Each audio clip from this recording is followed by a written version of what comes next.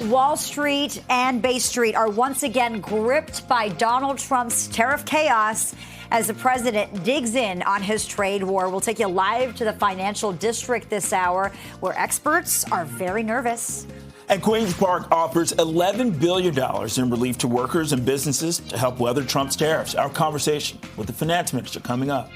Plus, a massive crash scene tonight. Several people are injured, and a driver has been arrested in the area of Islington and Lakeshore. We'll tell you more about this. And it is the biggest deal in Blue Jays history. Multiple sources say that the team has agreed to a 14-year, multi-million-dollar contract extension with Vladimir Guerrero Jr. You're watching Live at 5.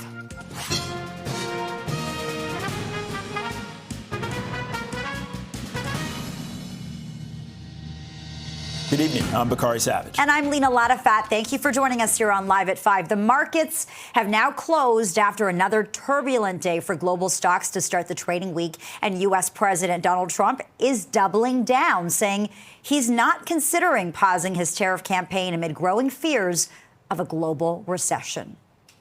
We have $36 trillion of debt for a reason. And the reason is that people allowed it to get that way. So we'll be talking to China. We'll be talking to a lot of different countries. And I think, you know, if we can make a really fair deal and a good deal for the United States, not a good deal for others. This is America first. It's now America first. And we didn't put America first. We put America last. The people that were in the Oval Office put America last, and we're not going to stand for it.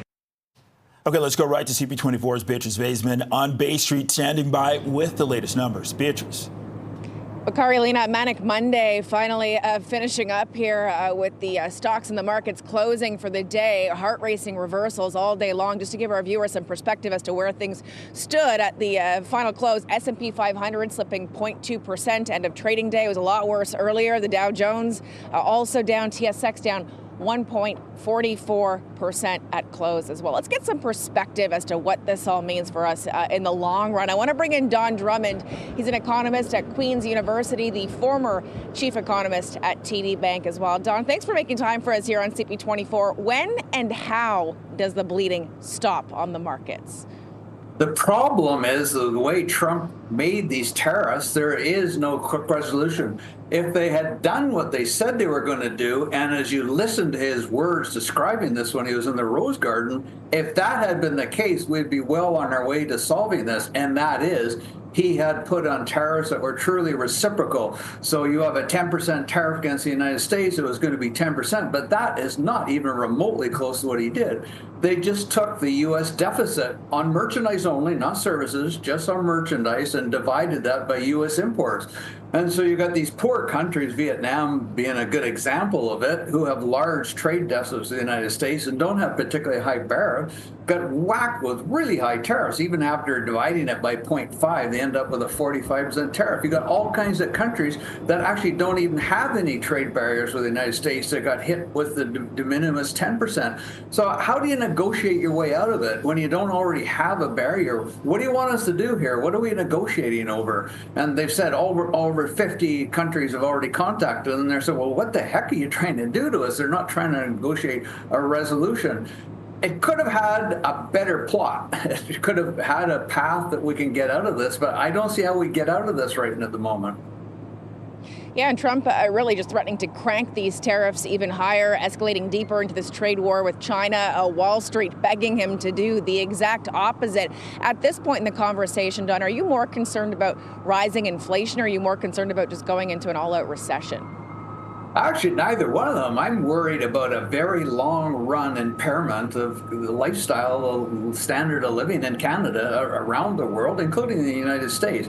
Recessions, in a sense, they're devastating for a while, but they don't tend to last that long, and you tend to come back and pretty much end up where you would have been otherwise. I'm worried that that's not what's going to happen, that look at aluminum, steel. We're going to have softwood lumber. We've got the agricultural sector. We've still got a lot of things to cover. There's a lot of big sectors in Canada that are going to be decimated, possibly, if this stays into place. That's going to lower output. That's not something like in a recession you come back anytime soon. And yes, we'll make an attempt to diversify our trade, but that's not something you can do over time. And a lot of our products, we don't even have the capacity to get them to our ports, and we don't have the ports to get them out of our country. We would need new trade agreements and the like. We have to do it, and it's like that planting the tree. The best time was 20 years ago. The second best time is today. We got to start doing it, but the fruits of that, to keep that analogy going, are not going to be apparent for a while. So, yeah, this could be deeper than a recession, but certainly could be longer lasting than a typical recession. You know what, Donna, the Right Honourable Paul Martin once called you one of the most imaginative public servants in this country. And so I'm going to have you back on to talk about what you would advise the next Prime Minister 21 days from now to do to tackle this issue. Donald Trump's certainly not going anywhere, but I really appreciate your time and your perspective this afternoon. Thanks so much. You're welcome back. Certainly, you can hear an ambulance coming, Bakari and Lena, here on Bay Street. They might need more than an ambulance to deal with the stock markets, to breathe some more life into the markets, because really it's been the worst few days since the COVID-19 pandemic just plunged the global economy into uncertainty back in 2020. And now certainly a lot of uncertainty. That's the only sure thing, uncertainty for the foreseeable future. Back to you. Yeah, the only thing that is certain here is that uncertainty. Beatrice Vaisman live in our city's financial district tonight. Thanks so much, Beatrice. And that uncertainty is bleeding into the auto sector. The Stellantis assembly plant in Windsor has now shut down for 2 weeks beginning today. The company announced the decision last week. This is hours after a new round of tariffs from U.S. President Donald Trump. The automaker is also pausing production at its Toluca assembly plant in Mexico for the month of April and temporarily laying off 900 workers at plants in Michigan and Indiana. But Canada's auto sector employs more than 120,000 people, with an additional 460,000 workers in related industries. Production in winter, that's currently scheduled to resume April 21st. And Unifor Local 444 President James Stewart did join us live earlier today, saying that it's not known what's still to come. That's challenging for auto workers. If you work in Canadian, the auto industry, you realize that, it's an unjust attack on our auto. We have an almost perfect balance with trade on auto between the United States and Canada. We're not a jurisdiction that's taken any jobs from the United States. We have good pay. We have good benefits. So we've lost jobs just like the U.S. has, and it's really unjust. So it's the not knowing and the lack of control over it. Usually we can bargain our way through something, but in this case, it's in other people's hands, which always makes it tough. And staying in Windsor, labor leaders gathered there today in a show of solidarity with workers impacted by these devastating tariffs. We need to expand the investment tax credits with green industry initiatives with more strings attached for quality jobs, good wages, and good union apprenticeships for real, working, good Canadian jobs across our country. We need to invest in net zero industrial futures because climate action and job creation has to go hand in hand. Canadian ownership matters, and domestic control of our jobs and our economy matters. People are waking up today, as we said, without a paycheck. People are waking up today not sure of whether or not their job is going to exist tomorrow, not sure of whether or not we're going to have an industry to work in 6 months from now, whether that's at the university or in the auto industry or in any workplace here and across Essex County. We are so concerned about what this future means for us and for our families and for our friends, for our neighbors, for our allies across the border. This impact is being felt by everyone. This threat is real. Trump's attacks on Canada are putting over 1 million jobs on the line. And this could be the beginning of another big global disruption. And that's why we need governments to act fast and to act bold. For example, by increasing the domestic production, rebuilding our manufacturing capacity, and making sure that workers who drive this economy are not left behind. Well, as this tariff war heats up, the Ford government has announced billions of dollars in support for workers and businesses. Let's bring in CP24's Melissa Duggan for the latest details. What is this relief going to mean, Melissa? Yeah, so Lena, what we're hearing from the provincial government today is that they're taking steps to help businesses free up cash flow. Of course, all of this comes during the capital V volatility that we're seeing right now, triggered by these U.S. tariffs. So breaking down the announcement today, what we are hearing from Ontario is that the plan is to pause the collection of about $9 billion worth of taxes. That's retroactive beginning April 1st, running all the way through to October 1st. So a 6-month deferral is what we're looking at here. It is a pause. It's not an end to the taxes. The relief covering some 10 business-focused tax programs, everything from employer health tax to the beer, wine, and spirits tax. And then on top of that, what we saw last month, the Workplace Safety and Insurance Board will also be issuing another $2 billion rebate for safe employers. We talked to the Minister of Finance, Peter Bethlenfalvy, about these supports today. This is real money. Don't forget, we've take a lot of other measures to help businesses retrain and reskill workers through the Skills Development Fund. We're doing a lot of infrastructure. We're looking at accelerating some of that infrastructure, announcing new projects. So there's a range of things that we're going to do to, support the workers in each and one of our communities and make us more resilient and stronger as an economic nation. We want to be the most competitive economy in the G7. And as Ontario goes, Canada goes. We're also hearing from Premier Doug Ford today. He is talking about the latest upheaval on the markets and also the latest on the impacts of these U.S. tariffs that we're seeing here at home. Have a listen. Let's hope that President Trump comes to some common sense here. The markets are tumbling again. Consumer confidence is down. Inflation's happening. Investment is stalled. And I'm thoroughly disappointed he's taken this avenue. But the people will speak down in the U.S. The markets are speaking, and hopefully he's going to listen. If not, they're going into a recession. Certainly some frustration he's expressing there, to say the least. Ford also looking to other moves that the province is expected to take. Things like removing internal trade barriers, look for more action on that. And Lena and Bakari, today marking the 1 week mark. 1 week from today is when we're going to see MPPs returning to Queen's Park.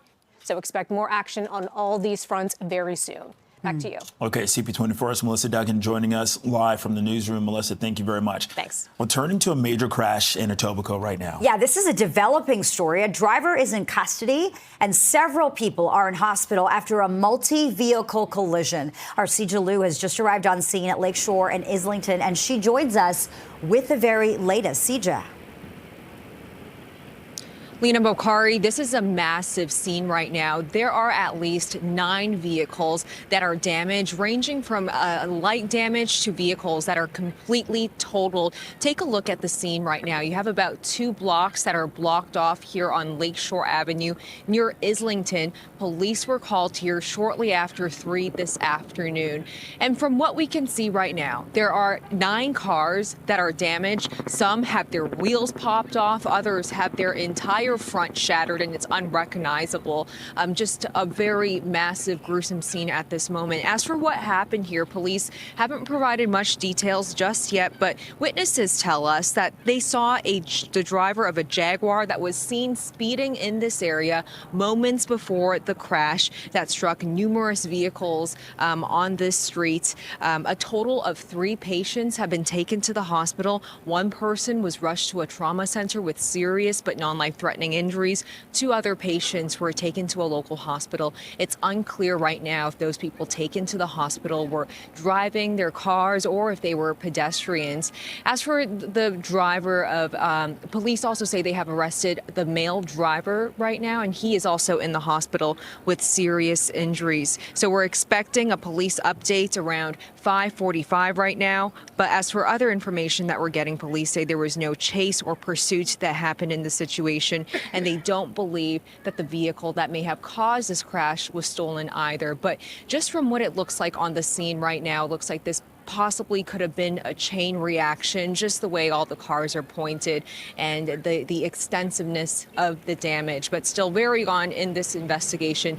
3 people in the hospital. The driver has been arrested, is also in the hospital, and police are expected to give an update around 5:45. Back to you. Okay, some extensive damage there. Our Sija Liu reporting live on this multi-vehicle collision in Etobicoke. Sija, thanks so much for this. We'll check in soon. You're watching Live at 5 on Toronto's Breaking News, CP24. And coming up, police release video showing officers in Mississauga closing in to arrest 5 suspects wanted in a home invasion in Richmond Hill. Welcome back. 4 men and a young person are facing a string of charges after a home invasion in Richmond Hill. Take the beamer. York police released this video showing officers closing in for the arrest this past Saturday in Mississauga. This is with the help of ARS report.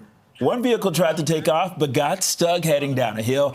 Officers managed to box several cars in the parking lot and take all suspects into custody. They did recover a loaded gun during the arrest. And you can see the damaged vehicles when police managed to capture the suspects near Matheson and Creek Bank Road. Officers say at the time of the arrest, some of the offenders were out on separate release orders or probation for unrelated offenses. 3 of the offenders were wanted by other police agencies. They range in age from 17 to 23 years old. So the suspects were wanted in a home invasion. This happened in the early hours of March 18th near Arnold Avenue and Charles Street. York Regional Police say that 3 males in masks forced their way into a home there, demanded the keys from the homeowner, and then drove the vehicle through the closed garage door and then through a gate. 3 people were in the home at the time. They weren't hurt. The vehicle was found abandoned a short distance away. Hydro One says it is continuing to make progress in restoring power following the back-to-back ice storms that hit southern Ontario. The utility says that 44,000 customers still do not have electricity. That is down from 55,000 in the previous update.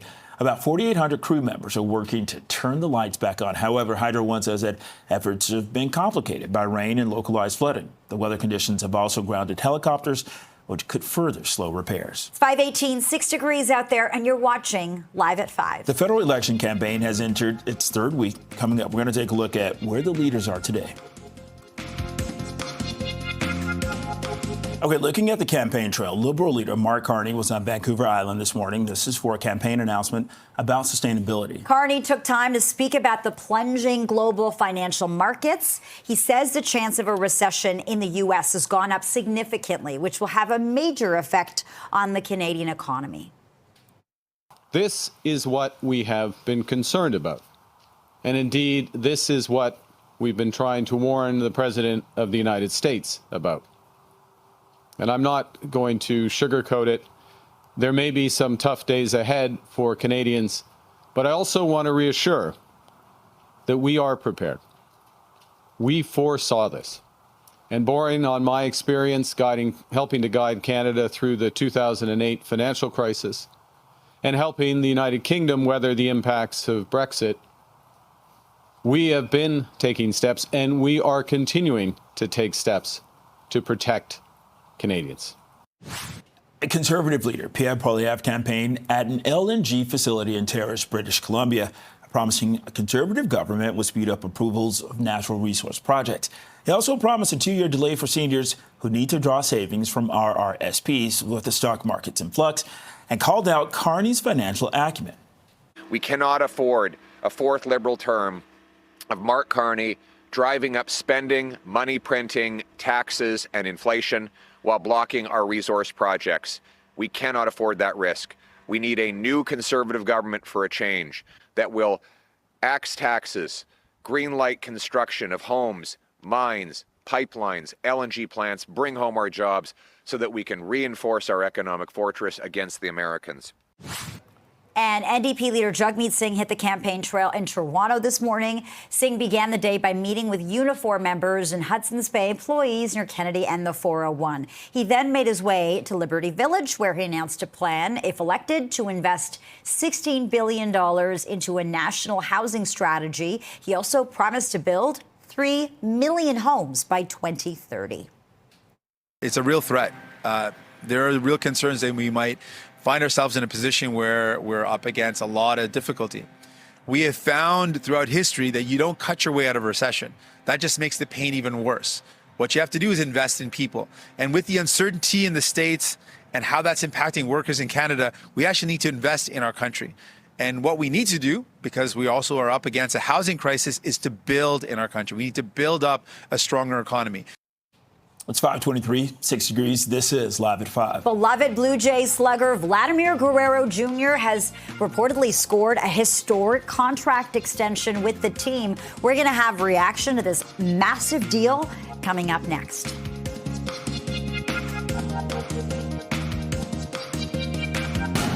There are multiple reports that Toronto Blue Jays and slugger Vladimir Guerrero Jr. have agreed on a long-term contract extension. We're joined live now by CP24's Phil Perkins for the details of this deal and how fans are reacting. Phil. Well, Lena Bakari, this is a massive deal. In fact, it is the second largest deal in Major League Baseball history. 14 years, $500 million. That means Vladimir Guerrero Jr., who was born in Montreal when his dad played for the Expos, who is in his 26th year, so he's 26 this entire season. He will be a Blue Jay, hopefully, until he's 40. So he's not going anywhere. So if you're watching this right now and you're like, oh, what Blue Jays jersey should I get? You get a Vladimir Guerrero Jr. jersey because he's going to be here for 14 years. Again, he is only trailing contractually behind Juan Soto, who is turning 27 this year, and his contract now surpasses Shohei Ohtani's contract. He is 30 years old. And I mentioned those two guys because the Blue Jays leading up to this season missed out on Shohei Ohtani. He's with the Dodgers winning a World Series. Missed out on Juan Soto. He is now with the Mets. And things were looking bleak that they would even be able to extend Vladdy heading into this season. Rogers has put in a lot of money revamping the Rogers Center, and it could be all for nothing if they didn't retain a homegrown player they picked up when he was just 16 years old. So this is sending a massive message to fans that this management, this front office is trying to win. They're not going to be rebuilding. Are they going to try to re-sign Bo Bichette now? And they're letting the league know that they're going to pay players who they bring here. And so we spoke with Vijay Settler. He's a sports marketing expert at York University. Here's what he had to say about what this means business-wise. It's a good deal for the Jays from the standpoint that because of the length of the contract, they're able to now have some cost certainty in terms of what their payroll will be, and that allow them to plan to acquire players in the future as they see fit for a long period of time over the next decade plus. So that certainty is really, really important from a roster standpoint, and also just from an off the field perspective. It's great in the sense that now the fans know that there is a pillar of the team that's going to be here for the long term. And now for the fans, there's that hope that the team will remain competitive over a long period of time. That's right, though. So their World Series window technically is as long as Vladimir Guerrero Jr. is with the Blue Jays. Now, fans are going to have to wait until a couple weeks now because they're on the road for quite some time. They're in Boston right now. Before they come back home, they can cheer on Vladdy. Newly minted, newly paid Vladimir Guerrero Jr. That's going to be against, it's kind of funny this way, the Atlanta Braves, whose GM is Alex Anthopoulos, who was the guy who drafted Vladdy all those years ago. So this is why sports is so romantic. How can you not be romantic about baseball? This is the best. Back to you. Well, here's a big question. Will this buy us a World Series win? It has to. Well, at least it signals to free agents out there, because we know the Toronto Blue Jays have had a tough time bringing in free agents. At least they show to the rest of Major League Baseball that, hey, we got our anchor in Vladdy. He's only 26 years old, and he's right now, at this moment, just the 9th highest paid player. He's only getting a $7 million a year raise, so there's going to be a lot more room. Blue Jays have a lot of money, so they're showing everybody that they're not rebuilding. They're going to try to retool and see how this year goes, and then just keep building. They have 14 years to try and make this happen. All right, CP24's Phil Perkins joining us live from the newsroom. Thanks a lot. It's 6 degrees, 529. This is Live at 5. A live look tonight at the scene of a massive crash at Islington and Lakeshore. This is a 9-vehicle collision. 3 people are in hospital and a driver is in custody. We're going to get an update from the scene next. We're live at a massive crash scene tonight. This is a 9-vehicle collision. Several people are injured. A driver has been arrested. This is in the area of Islington in Lakeshore. CP24's Sijalou has more. Wall and Bay Streets are once again gripped by Donald Trump's tariff chaos as the president digs in on his trade war. We'll take you live to the financial district this hour, where experts are very nervous. And Queen's Park offers $11 billion in relief to workers and businesses to help weather Trump's tariffs. Our conversation with the finance minister coming up. And it's the biggest deal in Blue Jays history. Multiple sources say the team has agreed to a 14-year, multi-million-dollar contract extension with Vladimir Guerrero Jr. This is Live at 5.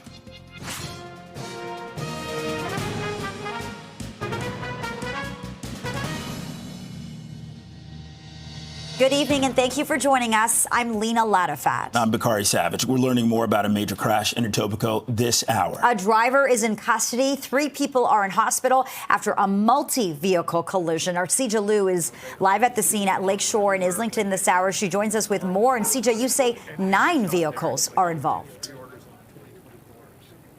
That's right, Lena and Bakari. This is a massive scene right now. You can see at least 9 vehicles that are seriously damaged, going from all the way that blue pickup truck to this white Jaguar all the way along Lakeshore here near Islington. Police say they were called to the scene around 3 o'clock after getting reports of this crash, and it looks like this could be a chain reaction. Right now, we know 3 people have been sent to the hospital. 1 person was sent to a trauma center with serious injuries, but they are expected to survive. 2 others were also sent to the local hospital. And police say they have also arrested a male driver who was also sent to the scene, the St. Mike's Hospital. As for what happened here, police say nearby they got reports of a white Jaguar that was speeding. And we also heard from witnesses, several of them, who say they saw a white Jaguar speeding down this road, easily going over 140 kilometers an hour. They say that white Jaguar hit several vehicles, and that's what caused this chain reaction. And then you see wheels popped off in the middle of the road, certain cars completely unrecognizable. And we do see a white Jaguar there that has suffered extensive damage. And we also saw a video earlier of police pulling the driver, extricating the driver from that white Jaguar, as well as doing a breathalyzer on him. But right now, police haven't said if impairment is a factor in this crash. They also don't believe any vehicles were stolen when it comes to this scene, but we are expected to get an update from police around 5:45 tonight. But still very on in this investigation, and all we're hearing so far is 3 people have been sent to the hospital, and a male driver has been arrested also, who is suffering from serious injuries at this moment. And it appears there is an investigation into some sort of speeding, and witnesses say it has to do with a white Jaguar that was seen going down this road at an extremely high rate of speed, crashing into several other vehicles and causing this massive crash site. Back to you. All right, Sija Liu at the scene of a 9-vehicle collision in Etobicoke tonight. Sija, thanks so much. Again, this happened by Islington Avenue and Lakeshore Boulevard. You can see the extensive damage there. 3 people are in hospital. Sija Liu reporting that the driver of a white Jaguar reportedly speeding in the area. That driver has been arrested. And as Sija pointed out, we are awaiting a police update. That should happen very soon, and we'll bring that to you live as soon as it begins. U.S. President Donald Trump says that he is not considering pausing his global tariff campaign amid market instability and growing recession concerns. No other president would be willing to do what I'm doing or to even go through it. Now, I don't mind going through it because I see a beautiful picture at the end. But we are making tremendous progress with a lot of countries, and the countries that really took advantage of us are now saying, please negotiate. You know why? Because they're getting beaten badly because of what's happening. They're getting beaten badly. They're being devalued as countries. But it's the only chance we're going to have to reset the table on trade. And let's go right to CP24's Beatrice Faisman on Bay Street. She's standing by with the numbers and a lot of reaction. Beatrice.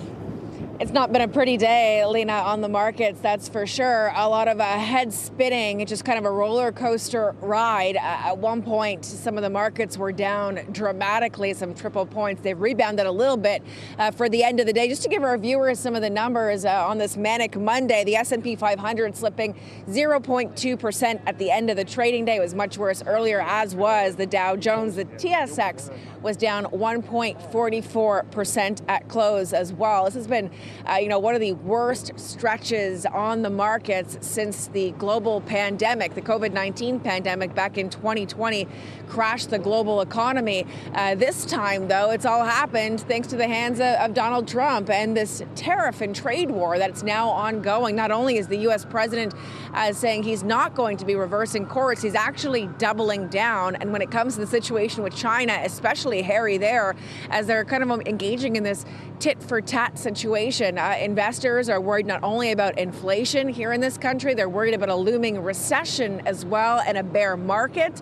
As for others, though, I spoke with one expert, economist from Queen's University, former chief economist at TD Bank, Don Drummond, who told me he's actually worried that this is going to fundamentally change the way of life, not only here in Canada, but across the world. And that's especially when it comes to cost of living. And so here's a bit of my conversation with Don Drummond. Recessions, in a sense, they're devastating for a while, but they don't tend to last that long, and you tend to come back and pretty much end up where you would have been otherwise. I'm worried that that's not what's going to happen. That, look at aluminum, steel. We're going to have softwood lumber. We've got the agricultural sector. We've still got a lot of things to cover. There's a lot of big sectors in Canada that are going to be decimated, possibly, if this stays into place. That's going to lower output. That's not something like in a recession you come back anytime soon. And so obviously this is just Monday, a lot of concern for what's going to come for the rest of the week. Experts on Wall Street, they are just begging for Donald Trump to reconsider. Although, as we heard the president say on board Air Force One, as he was talking to reporters yesterday evening, he said sometimes you need some medicine to deal with an illness. That illness he's referring to being the way that he says America has been mistreated by countries around the world, including Canada and Mexico, for generations now. And so a lot of investors kind of catching their breath after today's crazy day. They're wondering what else is going to come over the course of this week. Lena and Bakari. Yeah, and speaking of illnesses, this all seems very sick. Beatrice Faisman live on Bay Street tonight. Thanks, Beatrice. And as this tariff war heats up, the Ford government is announcing billions of dollars in support for workers and businesses. Okay, let's bring in CP24's Melissa Duggan, who's joining us from the newsroom with the details. Melissa. Hey there, Bakari and Lena. Yeah, we are hearing from Premier Doug Ford today saying that he's hoping Donald Trump has some common sense with the moves he's going to be making here, expressing his disappointment in these latest steps coming from the U.S. as we are seeing another day of ups and downs on those markets. And with that being said, we are getting an update on the support for workers and for businesses coming from the province. What we're hearing from the Ontario government today, and them saying that they will see a pause in the collection of about $9 billion worth of taxes, retroactive from April 1st to October 1st. So a 6-month deferral period, a pause, not an end to these taxes. It applies to some 10 business-focused tax programs, from employer health tax to beer, wine, and spirits tax. We also are seeing on top of that the Workplace Safety and Insurance Board also issuing another $2 billion rebate for safe employers, same thing that we saw last month. We were hearing from Ontario's Minister of Finance today and from the Premier. I want to share some of their comments. This is real money for businesses, $11 billion broken down, as you just highlighted, $9 billion for tax deferrals for 6 months, so companies can choose to defer some of the provincially administered taxes. That's really effective. And then secondly, the WSI premiums, they are, that's like money into the businesses. We'll be rolling that out over in the next little while. So this is real money that's going to help businesses in a period that, as you just reported, is very uncertain. And we want to provide some certainty for the workers, who I'm sure there's a lot of anxiety out there, and for businesses employing those workers. We have to create the environment, the conditions for companies to come here. And it's no different from what they're doing here at UHN, attracting some of the brightest minds anywhere in the world. But we can't attract the brightest minds in the world and the best companies at a 43% tax rate, a maximum. It just doesn't cut it. We have to create that climate, lower taxes, put money back into businesses' pockets and people's pockets, and people will come. We've proven it. It works. It's economics 101. So I just want to emphasize that message to our federal colleagues. Bakari and Lena, the province in this announcement today saying this is just a first step in their support for workers and for businesses. And mark your calendars, a week from today is when MPPs return to Queen's Park. Back to you.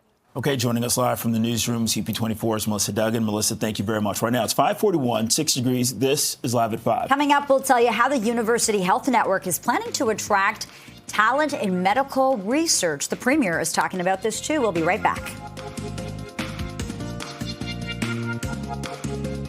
Okay, 4 men and a minor. They are facing a string of charges after a home invasion in Richmond Hill. Take the beamer. York police releasing this video showing officers closing in for the arrest this past Saturday in Mississauga with the help of air support. One vehicle tries to take off but gets stuck heading down a hill. Watch this. Officers managed to box several cars in the parking lot, and they took all 4 suspects into custody. They also recovered a loaded gun during the arrest. Well, you can see the damaged vehicles when police managed to capture the suspects near Matheson and Creekbank Road. To officers say, at the time of the arrest, some of the offenders were out on separate release orders or probation for unrelated offenses. 3 of the offenders, they're wanted by other police agencies. They range in age from 17 to 23. And the suspects were wanted in a home invasion that happened in the early hours of March 18th near Arnold Avenue and Charles Street. York police say 3 males in masks forced their way into a home, demanded keys from the homeowner, and drove the vehicle through the closed garage door and through a gate. 3 people were in the home at the time, but no one was injured. The vehicle was found abandoned a short distance away. And the city is going to be conducting controlled burns at High Park and South Humber this month to help protect its ecosystems. In a news release issued today, the city says the burns will consist of deliberately set and carefully controlled fires that burn low to the ground. The fires will target dried leaves, twigs, and grass to help stimulate growth. An exact date is dependent on the weather and will be selected 24 to 48 hours in advance based on the forecast. Well, library workers, they have ratified a 4-year deal with the city. Members of CUPE Local 4948 strongly supported the deal in a weekend vote. The contract secures wage increases, better working conditions, and job security for about 2,300 Toronto Public Library full and part-time workers. That now goes to the city's library board for ratification. The University Health Network is launching a campaign to attract talent in medical research. UHN says its Canada Leads 100 challenge aims to recruit 100 of the world's most promising scientists in medical research to drive health innovation and fuel economic growth. The hospital network says it secured an initial investment of $15 million to recruit the first 50 scientists. Along with 2 years of support to supercharge their research and their careers, we'll be providing them coaching, mentorship, and training from leading entrepreneurs. And we know that that is an important component of this announcement. They will not only understand, but create an ecosystem and possess the skills to translate research results into products and services that can be manufactured in Ontario, in Canada first. The research done by these recruits will attract investment, grow the economy, as you were mentioning, and position right here at UHN as the place where innovation and breakthroughs happen. You know, you were saying about insulin, but there's so many other breakthroughs that we have to get out and market to the world, saying this is the greatest place to join UHN. Not only changing the lives of patients here in Ontario, but benefiting people right around the world. UHN Foundation and the Princess Margaret Cancer Foundation is working on securing another $15 million to reach the goal of 100 new hires. It is now 5:47. We're sitting at 6 degrees in the city, and you're watching Live at 5. The latest Nanos research poll suggests the race for Prime Minister is heating up, with the Liberals' lead over the Conservatives narrowing. A look at the latest numbers next.